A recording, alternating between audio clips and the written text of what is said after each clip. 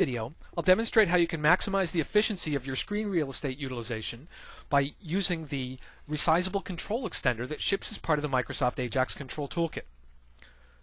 To get started, I've preloaded an ASP.NET page in Visual Web Developer Express here, and there's actually no active content, so there's nothing AJAX enabled here. There's actually no programmatic code, client or server side. It's just static HTML content in an ASP.NET page.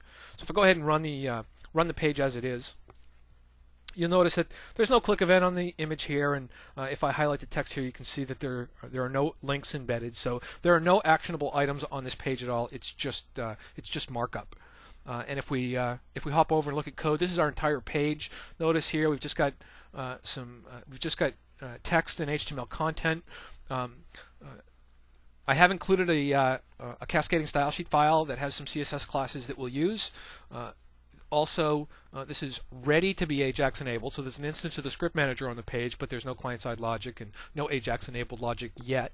The only ASP.NET controls besides the script manager are, I have an ASP.NET panel control, which I've named panel image, and then inside that panel I have an image control, and the image control has an image URL of this AJAX GIF file, which is this AJAX ASP.NET AJAX logo here, and that's it. And then to get started, we'll just add an instance of the resizable control extender. So if we scroll down in my Visual Studio Toolbox to the AJAX Control Toolkit tab that I created when I installed the toolkit, I can go down and I can grab the resizable control extender, drop an instance of it on the page. Well, as I mentioned, I prefer the shorthand version of the XML syntax, so I'm going to go with that. And I'm also going to do some formatting to get all the elements visible in a single screenshot. Now we can start to program all of the various parameters that are required by the resizable control extender. So the first thing that we need to do is specify what the target control ID is going to be. This is the control that we want to extend and make resizable. So in our case, it's going to be this panel that we've named panel image.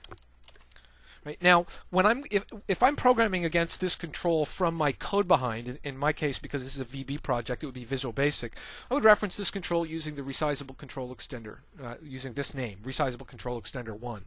However, I might also want to program against this control's behaviors with client-side logic. So in order to do that, I need to specify a behavior ID, and so I'm going to do that, and I will call it.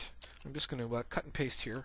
And rather than resizable control extender 1, I'm just going to call it resizable control behavior 1. And as you'll see, this will let us program against this from this resizable control extender from our client-side JavaScript code.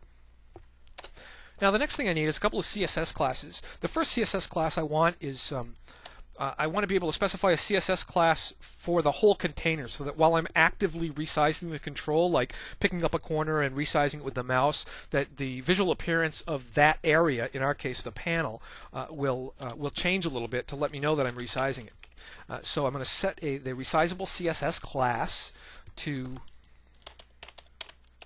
panel image. So and that's just because we're resizing the panel that contains the image.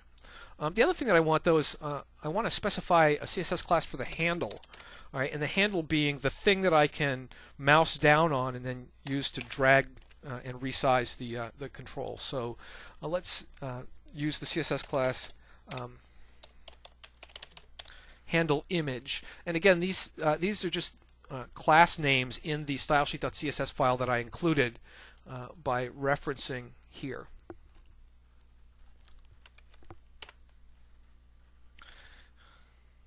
The next thing that I want to do is I want to include some bounding constraints for this panel that I'm going to allow to be resizable. So I don't want to give the user sort of completely unbridled constraint.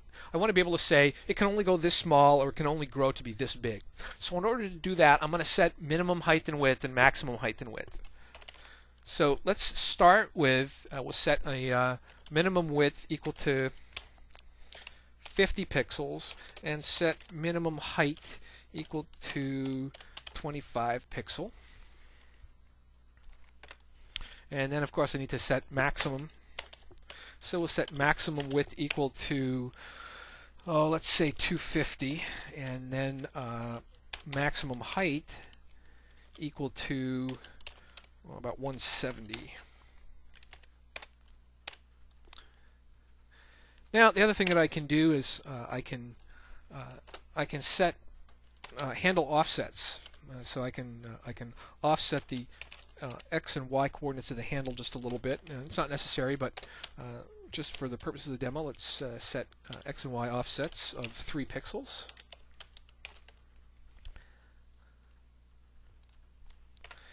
Okay. And with that, let's go ahead and run what we've done so far.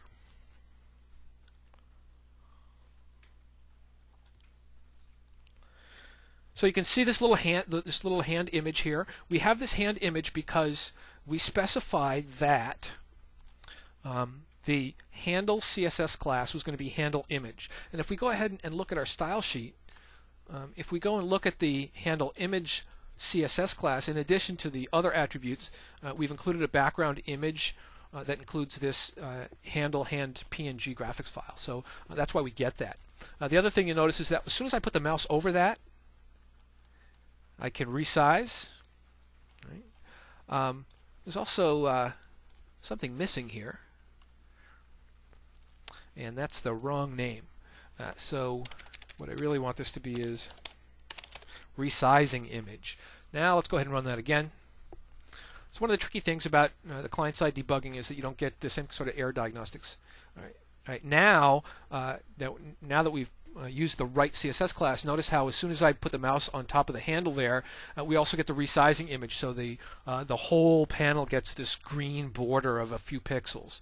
And as long as I'm doing the resizing, we get that change in the visual appearance, right? And then as soon as I mouse away from it, that goes away. So it's that easy to get started, allowing the user to do explicit resizing, but we might want to do programmatic resizing. So we can do that in one of 2 different ways. In addition to using the mouse and letting the user manually drag and resize these controls, the other thing that we can do is we can resize this area programmatically, either on the client or on the server. So you might immediately question why you might want to do that. So let's take both client and server resizing separately, and just I'll give you a single scenario where you might consider doing that. In terms of resizing based on the client, so writing some JavaScript code in order to resize the area. In this case, it's our panel that contains the image. You might want to do that because we're building AJAX-style applications here. So maybe we're going to let the user take some action on the screen, which will result in an AJAX service call.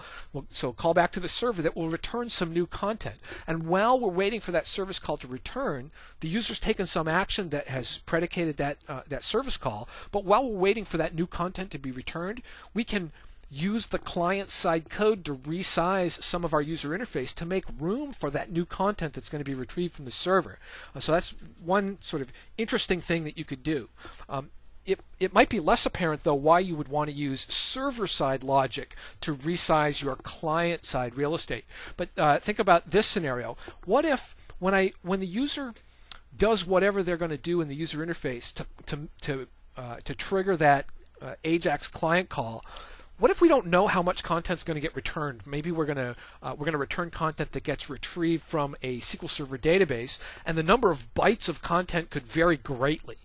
Maybe what I want to do is on the server, as soon as I retrieve that SQL record, I can find out how many bytes of HTML content or text content are going to be returned, and then use server-side logic to do a calculation to determine exactly how I need to resize things back on the client, and that's best handled back there on the server. So using this control extender, we have the flexibility to not only just let the user do it with the mouse, but to do it programmatically through client or server logic. So to begin with, let's add some client-side logic, and then we'll try the server-side version. So in order to do that, the first thing we're going to need is some clickable events, or some client-side events, I should say. In our case, they're going to be clickable. So to do that, I'm going to go up to the panel that contains the image, and this is the thing that we've been resizing. And I'm going to add a new div here, and this div is going to be used to contain the controls that are going to generate the events that we're going to handle to do the resizing. And we're going to use a class to decorate that with, and it's going to be this one, control box. And you can see it's just specifying a width and a float orientation, and, as well as a dotted gray border. So just to give it a little bit of a unique look. So that's the class that we're going to use. And the actionable items are going to be link buttons. So let's go ahead and grab one of those. And two things I'm going to do here. First, as I mentioned, I prefer not to use the longhand version of the XML syntax, so I'm going to use a shorthand version. The other thing is I'd rather not use static text here. I prefer to use the text attribute, which I find more elegant syntax and makes it easier to programmatically manipulate the text there. So the first button is just going to be a standard submit button. I'm going to add a line break to do a little formatting. And then I'm going to use the magic of cut and paste to create a couple more instances of these link buttons. And this one we'll use to shrink the content area, and this last one we'll use to grow the content area.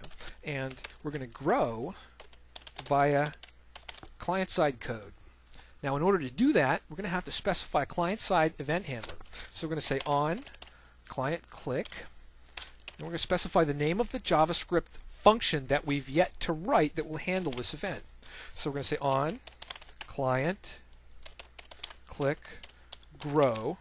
Now, one mistake that's kind of common here is that if we just left this like this, it would actually work, but it would cause a post back to the server, and that's not what we want. So just a little JavaScript specific. We need to specify that we're going to return the results from this JavaScript function call, and it's a common mistake, and it's difficult to debug.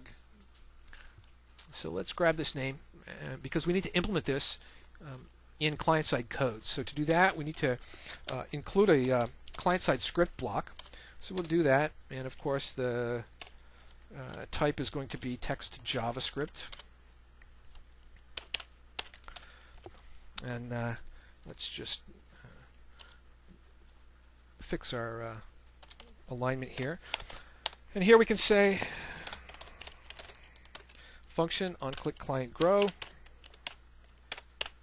And this is where we can implement the logic that will determine how much we're going to resize the resizable panel. So in our case, the first thing we need is a variable to contain a reference to the resizable control behavior. So we'll dim up a var. We'll call it RCP for resizable control panel, and we'll use the find method to get a reference to the control that we want to resize. But remember, I said that if we were accessing this control extender from server-side code, we would use its ID. But since we're referencing it from client-side, what we're really referencing is the behavior. So I'm going to grab the behavior ID, and that's what we're going to find.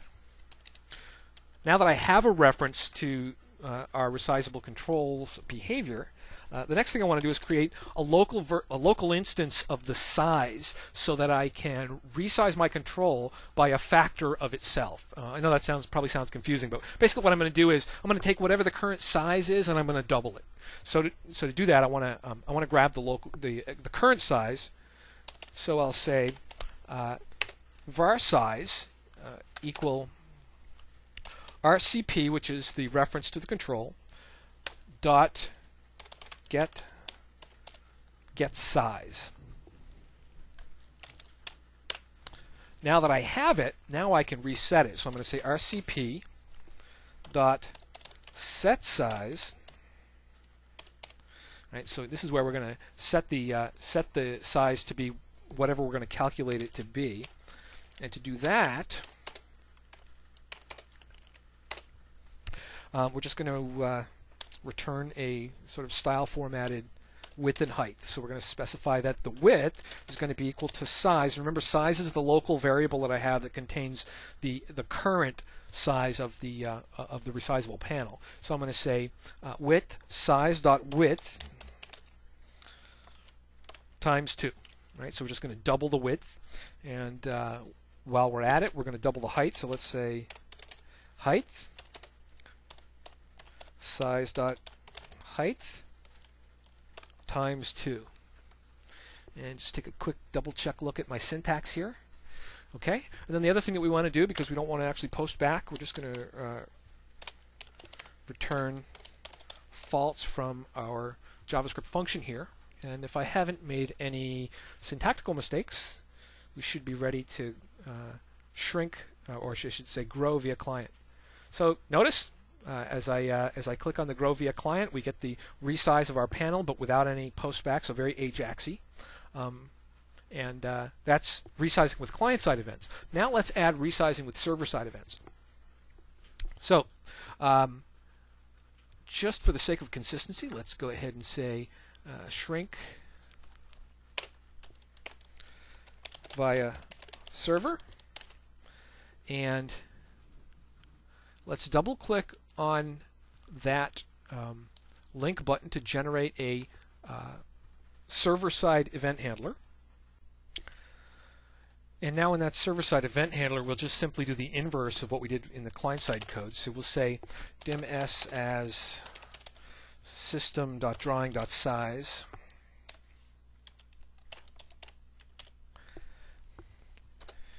equal, and remember what we're grabbing here is the ResizableControl extender, so let's grab that ID and program against it. And actually we're looking specifically for the size. Oops.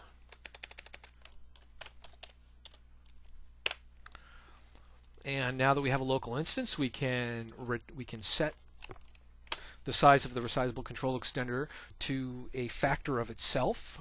Only in this case, we'll do the inverse. So again, we're going to be setting this to an object of type system.drawing.size, and it's going to take 2 parameters, the height and the width. So let's specify first the width, and we're just going to divide by 2 since we're shrinking. We're going to do the inverse of what we did when we grew, and specify the height. Again, dividing by 2. And now, if we go ahead and run our application, we can grow via the client and shrink via the server, right? So now that we've got the client and server resizing in place, let's see if we can't extend our application a little bit further by adding some additional processing logic in the form of a on-client resize event. So what we're going to do here is we're going to add an event handler so that whenever this control, the target ID, the target control for our resizable control, whenever resizing takes place, we're automatically going to fire off an event. So the first thing that we're going to do is we're going to specify the name of a JavaScript function that we want to fire. So we're going to wire up the on-client resize, and as you can see from IntelliSense, there's actually lots of different events that you can wire up to. And we're going to call this on-client resize image. So that's going to be the name of our client-side function in JavaScript. All right, so let's find our JavaScript code and shell that out. Now, in our case, we didn't do anything with client-side events before, but with client-side arguments before. But in this case, this on-client resize event passes some arguments. So we're going to use sender and event args.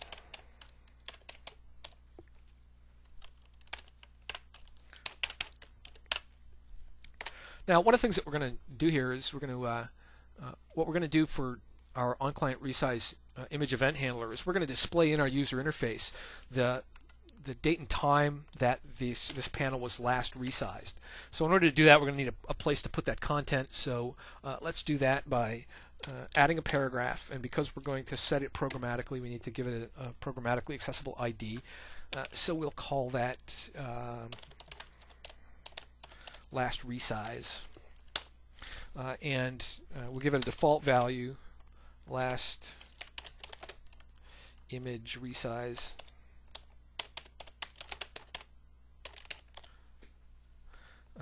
Unknown. Now, I'm giving this a default value, but in as a point of fact, we shouldn't ever see this message because the resizing event fires when the page originally gets drawn. So in all likelihood, we won't ever see that.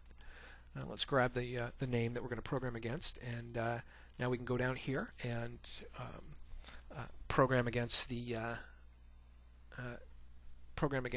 on-client resize event. So to do that, we're just going to say let's get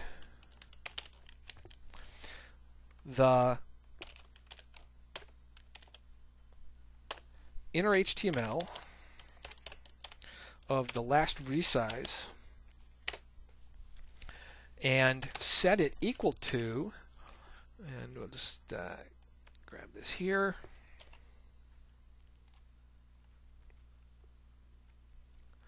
Actually, let's give it something a little bit.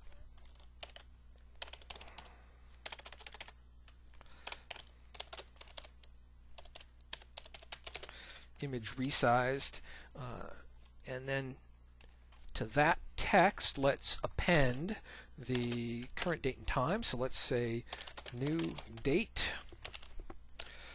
to string. Okay, let's go ahead and run that.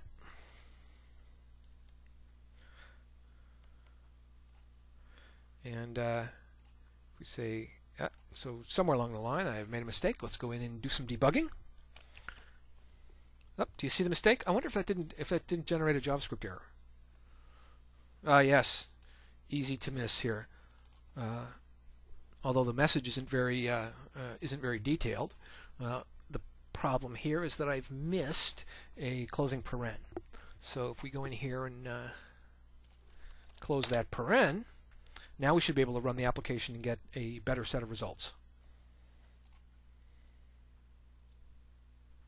All right, so notice we never actually saw the default message. Just say image resized, and here's the complete date. Notice there's not quite enough room to display it all on one line. But now if we say grow via client, notice this is at 16:55:10.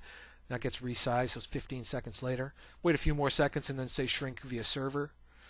Notice it shrinks via the server. The image resized time gets reset. Now, obviously, that's not a very AJAX-y response when we're doing the resizing on the server. You might want to get a little bit more clever in terms of whether you use an update panel or a secondary service method or something to keep the AJAX look and feel. But what we've done now is we've added mouse resize events, client resize event, server resize event, and resizing event handlers. And next, let's get just a little bit more complex in terms of the kinds of things that you can do with resizing event handlers. So we can actually get pretty clever about how we manipulate the content on the client side. So to do that, let's start to expand our application a little bit. So I'm going to go back up to my content, and I'm going to find this section here. And what I want to do here is I'm going to add another panel. And so let's go into my toolbox and grab a standard ASP.NET panel control. And what I'm going to do here is just add. I'm going to get rid of the sizing. This is another sort of common thing that a common bug that I get emailed with, or not a bug so much as people drag a panel control and they want to do dynamic resizing of that panel, but what they forget is that when you drag a panel out of the toolbox and drop it on your page, you get default dimensions, and if you've hard-coded those dimensions, which the tool does for you automatically, then dynamic resizing may not work. So we want to get rid of that height and width that gets specified there. And then here I'm just going to add some text. So we're going to say this text resizes itself to be the to be the maximum possible within container. You've got an idea what we're going to do here. We're going to add a little logic that lets that automatically changes the font size of the content that's contained here in this panel, panel 1, which we're going to rename to be panel text, to be the largest possible font size that will so that it will be as large as possible to read, but all of the text will be visible inside the container. Right. So the next thing we're going to do is, now that we've got that panel that we're going to expand, I'm going to use cut and paste to grab the instance of the ResizableControl extender. I'm going to create another instance. All right, so we're going to define a different ResizableControl extender to resize that text area that we just defined. And we're not going to resize the image panel. We're going to resize the text panel that we just defined. And we're going to give it its own behavior identifier, which will be behavior 2. We're going to use different CSS classes, obviously, so instead of the ones for the image, we're going to use the ones for the text. So we'll be resizing text and handle text.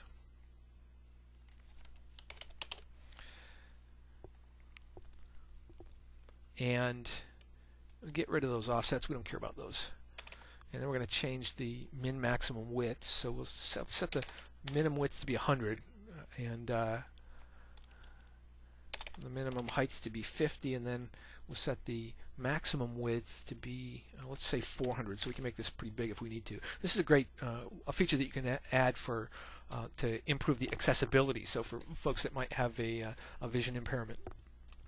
And we'll leave the height, maximum height at 170, and we're going to wire up an on-client resize event handler that we'll call on-client resize text instead of image. Okay, so we now have that second extender defined. We've wired it up to the second panel that we defined that contains the text. Now we just need to implement the function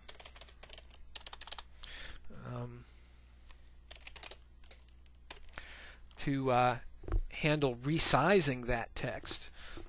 And again, we have the arguments of sender and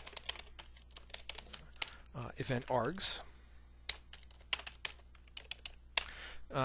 There's one thing we're going to need here. We're going to need a variable to hold the font size, and we'll start with a default font size of 12. Now, rather than force you to watch me fat finger all that JavaScript, I'm just going to cut and paste, and we'll just take a quick look at it. This is sort of a tricky little bit of JavaScript, but what we're basically doing here is getting a reference to the sender, of course, and then we're going to basically iterate through font sizes.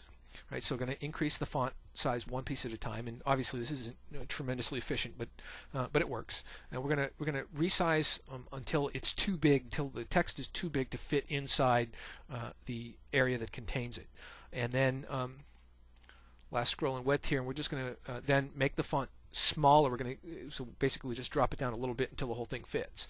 And there's a little bit of specific JavaScript in here if somebody's coming to us from an Opera browser, and there's even though browsers have really come a long way to be compatible, there are still some incompatibilities, minor ones, and this is an example of one of them. So having done this, right, so basically we're just going to use this to scroll up until the text doesn't fit, and then ratchet the size back down until it does fit within the container. So let's go ahead and try it. And notice that here's that text, starts out small, and as I make it larger and smaller, all right, so sort of clever. Oops. So that's It's pretty slick. It's that easy to add functionality to really improve the efficiency of your screen utilization by using the resizable control extender that ships with the ASP.NET AJAX Control Toolkit. Hopefully, this shows you not only the simplest way of doing this by using mouse drag events, but by really giving you the power to be able to do client and server-side resizing, as well as attach event handlers to do real-time calculations so that you can really develop a rich Internet application user interface.